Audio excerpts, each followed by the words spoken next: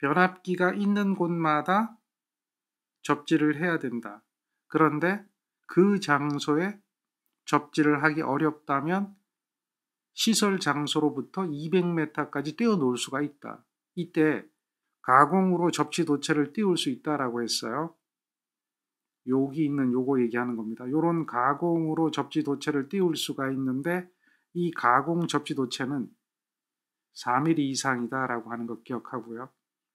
그리고 지름으로는 400m까지가 되고 반지름으로는 200m까지 떼놓을 수 있다라고 하는 것을 우리는 알고 있습니다. 뭐 이런 이야기들을 했을 거예요.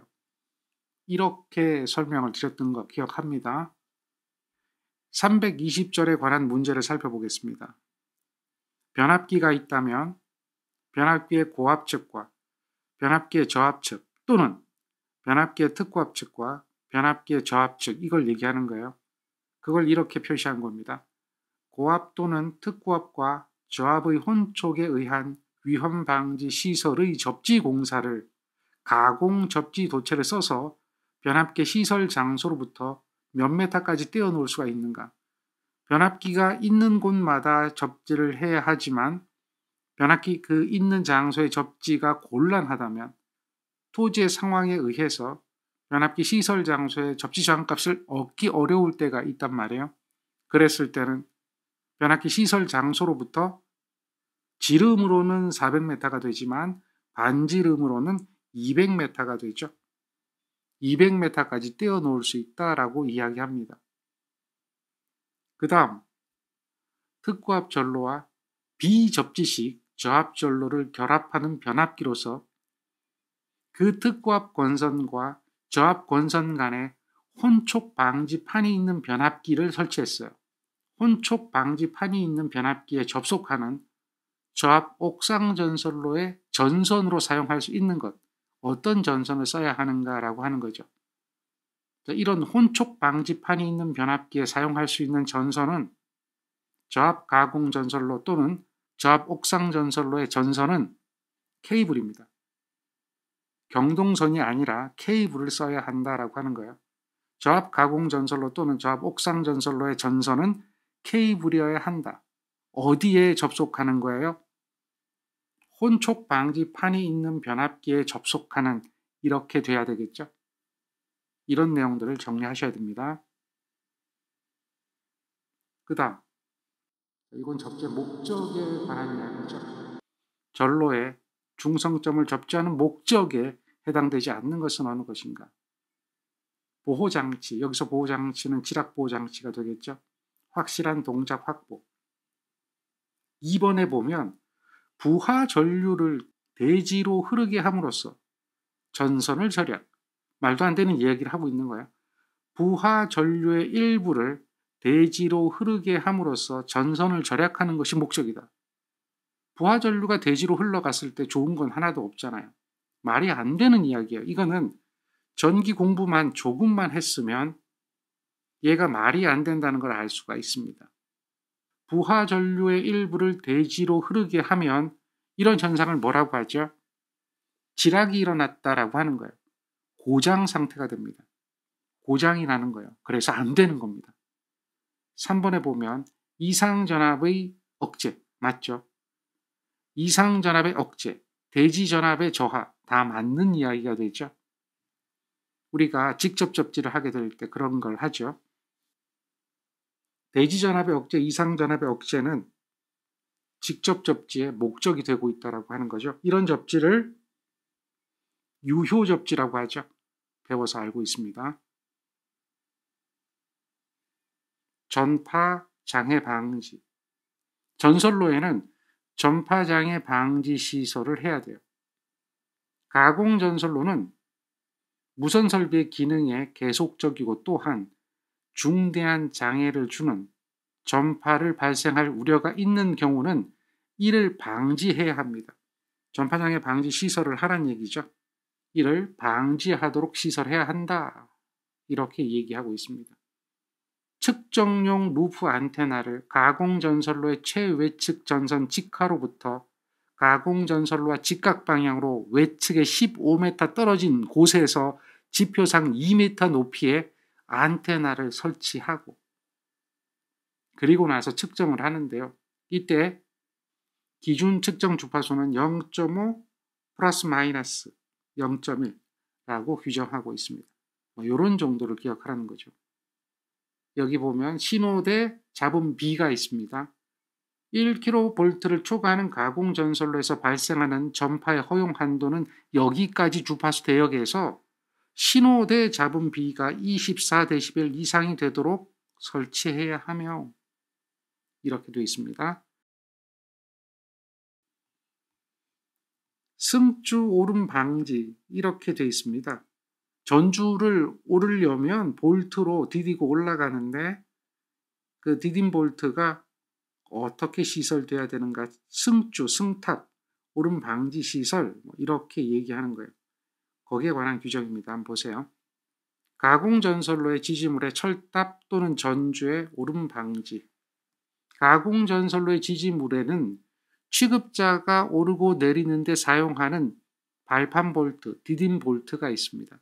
이 디딘 볼트는 지표상 1.8m 미만에는 시설하면 안 돼요. 요 1.8m 기억하세요. 사람의 키보다는 커야 되겠죠. 보통 일반적인 사람이 키보다는 큰 높이 1.8m.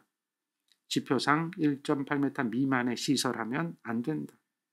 다음 어느 하나에 해당하는 경우는 그러하지 아니하다라고 했으니까 다음의 경우에는 1.8m 미만에 시설해도 된다. 이렇게 이야기합니다. 그 경우 네 가지가 있죠.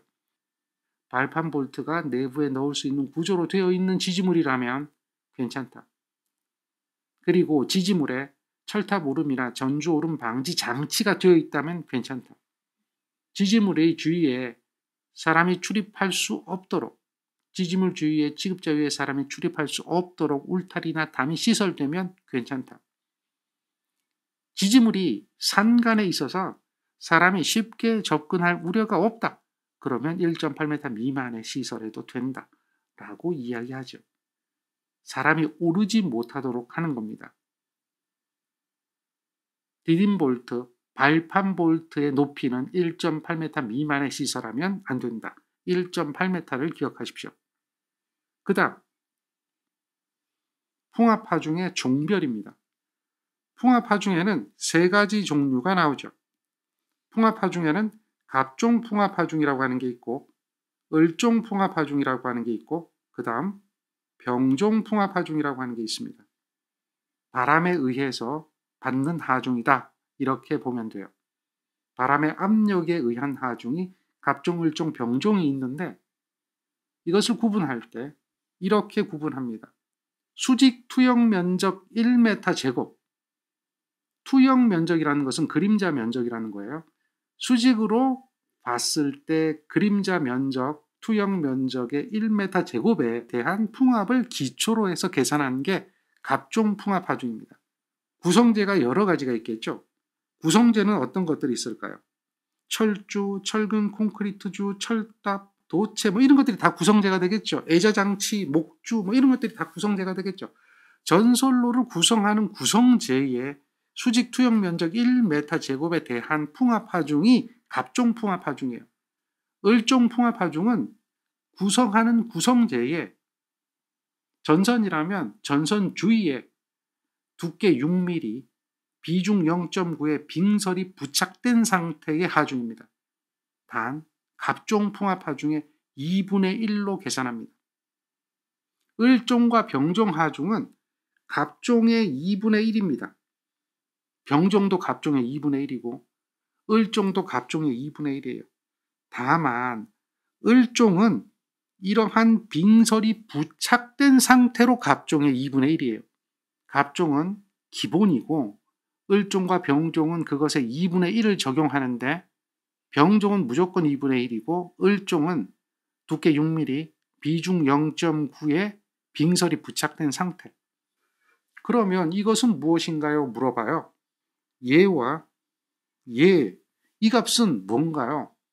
얘 2분의 1 아닌가요? 라고 하는데 걔도 2분의 1이에요. 지금 여러분들이 전선에 대한 풍압 하중을 얼마인지를 알고 있습니다. 자, 지금 얘가 풍압하중입니다. 여기 보면 전선 기타 가sob선입니다. 여기서 다도체는 666, 이것의 2분의 1은 333이죠. 그 다음 기타 전선은 745, 745의 절반은 372가 됩니다. 자, 요거 2분의 1 하면 333이 되는 거고요. 얘는 372가 되는 겁니다. 이렇게 되는 하중이다라고 하는 거예요. 이렇게 나타나는 것을 우리는 알 수가 있다는 거죠. 이 수치가 어디서 나온 수치인가를 알 수가 있습니다. 이 수치 자체도 갑종의 2분의 1이 되고 있다라고 하는 것을 우리는 알 수가 있습니다. 그러면 갑종과 을종과 병종은 어디에 어떻게 적용하는가를 알아야 되겠죠. 갑종과 을종과 병종을 적용하는 겁니다. 사람이 많다라고 하면 인가가 많이 있는 장소 이렇게 얘기하겠죠. 인가는 사람이 사는 가옥인데 이런 사람이 사는 가옥이 많이 연접되어 있다면, 이웃되어 있다면, 연접이라는 얘기는 이웃된 것을 말하죠. 갑종의 2분의 1인 병종을 씁니다. 그리고 빙설이 많은 지방이 있어요. 빙설이 많은 지방. 빙설이 많은 지방. 이때는 빙설이 부착된 하중을 을종이라고 하죠. 그래서 을종을 적용합니다. 그런데 저온 계절에서 최대 풍압이 생기는 지방, 해안가가 대부분 이래요. 해안 지역은 겨울에 최대 풍압이 생겨요. 그럴 때는 그 겨울에는 갑종과 을종 중에 큰 것을 적용해요. 특별한 장소가 되겠죠. 이런 특별한 장소는 을종을 적용해요. 병종을 적용해요. 그 다음에 얘는 인가가 연접되어 있으니까 사계절이잖아요. 사계절 모두 연접되어 있기 때문에 병종을 적용하지만 빙설이 부착되는 것은 빙설은 겨울만 가능합니다. 저온 계절이라고 하는 거예요. 이 겨울인 저온 계절에는 을종을 적용하는 거예요. 빙설이 많은 지방 이외의 저온 계절은 병종을 적용하고요. 빙설이 많은 지방 이외의 지방도 병종을 적용하죠. 그 외에는 모두 갑종이다. 고온 계절에는 모두 갑종이다. 이렇게 생각하면 돼요. 빙설이 많든 적든 고온 계절에는 모두 갑종이다. 단 인가가 밀접한 지역은 저온이든 고온이든 밀접하기 때문에 병종을 적용합니다. 이렇게 풍압하중을 적용합니다. 그리고 나서 여러분들이 기억해야 되는 게 여러 가지 구성제에 대해서 풍압하중이 얼마인가 갑종을 중심으로 기억해야 됩니다. 구성제의 수직 투영 면적 1m 제곱에 대한 풍압이라고 되어 있습니다. 이 이야기는 얘가 갑종 풍압이다라고 말하고 있는 거예요. 갑종 풍압하중은 목주는 588입니다. 목주는 삼각형 목주 없습니다. 태생적으로 원형만 있습니다. 원형입니다. 기둥인데 원형으로 되어 있어요. 철주도 기둥인데 그림자를 비치면 철이든 나무든 똑같은 원형이면 똑같은 형상이 나옵니다. 그렇기 때문에 철주도 원형이면 똑같습니다. 철근 콘크리트 주도 원형이면 똑같습니다. 그래서 이러한 원형을 가진 기둥은 588입니다. 여기 보면 철탑도 기둥 하나로 된 철탑을 말하는 거예요. 단주는 기둥 하나입니다. 원형이면 똑같습니다. 왜? 어차피 1m 제곱당 풍압이 되기 때문에. 기둥의 원형은 588. 기둥 원형은 588 파스칼이다라고 하는 거예요. 그림자이기 때문에 얘가 철인지 나무인지 콘크리트인지 의미가 없어요. 단주라고 하는 개념을 한번 생각해 보고요. 철주라고 하는 개념을 한번 생각해 봅시다. 철탑도 단주 철탑이 있고, 그래서 이 단주 철탑의 형상은 기둥이 하나이기 때문에 전주와 같은 형상일 것입니다. 그래서 단주 철탑이나 철주나 콘크리트주나 원형의 것은 다 같이 588이었는데요. 여기서 철주는 삼각형이나 마름 모형 철주도 있고요. 강관에 의해 구성된 철주도 있습니다. 그리고 기타 철주도 있죠. 단주도 철로 된 기둥인데 기타의 것이 있습니다. 자, 여기서 기타의 것. 원형인데 기타의 것은 1117, 588은 외우기 쉬웠잖아요. 또 외우기 쉬운 게 있어요. 1117입니다. 전화번호인가요? 여기도 보세요. 이렇게 보면 기타의 것으로 보면 돼요. 물론 이제 삼각형 마름 모형은 좀 특별하고요. 강관에 의해서 구성되는 사각형, 얘는 1117입니다. 그러면 철탑의 기타의 것도 쉽게 생각하면 같은 형상으로 보는 거예요. 강관에 의해 구성된 사각형의 것이 1117이면 이것이 1117이면 이것도 같은 걸로 보라는 얘기입니다. 이번에는 전선입니다. 전선이 있는데 이 전선은 다도체라는 전선이 있고 다도체가 아닌 전선으로 구분됩니다. 전선은 다도체가 666이고 다도체가 아닌 전선은 745입니다. 그리고 또 기억해야 되는 게 있어요. 이번에는 애자장치. 애자장치는 1039. 기억하십시오. 이렇게 이제 숫자로 기억해야 돼요. 목주, 철주 및 철근 콘크리트주의 완금, 완철의 풍합하중. 기본적으로 얘는 단일재와 기타로 구분을 하는데요. 단일재는 1196이 되고 기타는 1627. 단일재와 기타로 구분하십시오. 완금에 대해서 풍합하중입니다. 자, 풍합하중을 기억하는 겁니다. 애저장치, 그 다음 완금, 그리고 전선. 그러면 이걸 좀 더 쉽게 기억할 수 있는 방법이 없을까요? 이런 것들을 조금 더 무엇인가 쉽게 기억하는 방법이 있으면 좋지 않을까라고 하는 겁니다. 그래서 이걸 이렇게 기억하는 게 아니라 그림으로 기억하는 게 조금 더 쉽게 기억할 수 있는 방법이 되는 거예요. 이렇게 되어 있다. 이 가공전선로죠. 이렇게 그림을 하나 그리세요. 전주인데 목주, 철주, CP주, 원이 됩니다. 588. 그리고 사각형. 얘는 1117. 이렇게 기억하면 되고요. 588은 단주 원형도 똑같습니다. 원형은 무조건 588이에요. 그리고요. 얘는 완철이죠. 얘는 완금이 되는데요. 완금은 단일재로서는 1196입니다.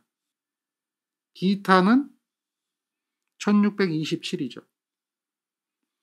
이렇게 그림을 그리면 돼요. 애자장치는 1039, 1039가 애자장치가 되죠. 그리고 여기 전선, 전선은 다도체가 있죠. 그리고 기타가 있습니다. 전선은 다도체와 기타가 있는데요. 전선 다도체는 666, 그 다음 745. 이렇게 되는 게 전선의 풍합하중이에요.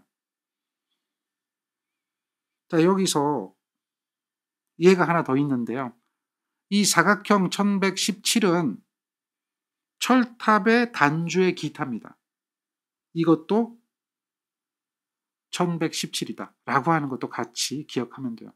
그래서 풍합하중은 얘가 갑종이 된다라고 하는 거예요. 그리고 을종, 병종, 얘는 갑종의 2분의 1로 계산한다 라고 하는 것을 기억하면 돼요.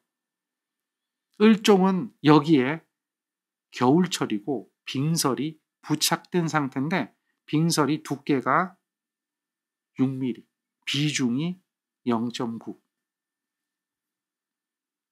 자, 풍합하중에 대해서 이런 풍합하중이 있다 기억하시면 돼요. 이번에는 우리가 좀 기억해야 될 게 안전율이라고 하는 게 있습니다. 가공전설로 지지물의 기초안전율이라고 하는 게 있어요. 가공전설로의 지지물의 하중이 가해지는 경우에는 그 하중을 받는 지지물의 기초의 안전율은 2입니다.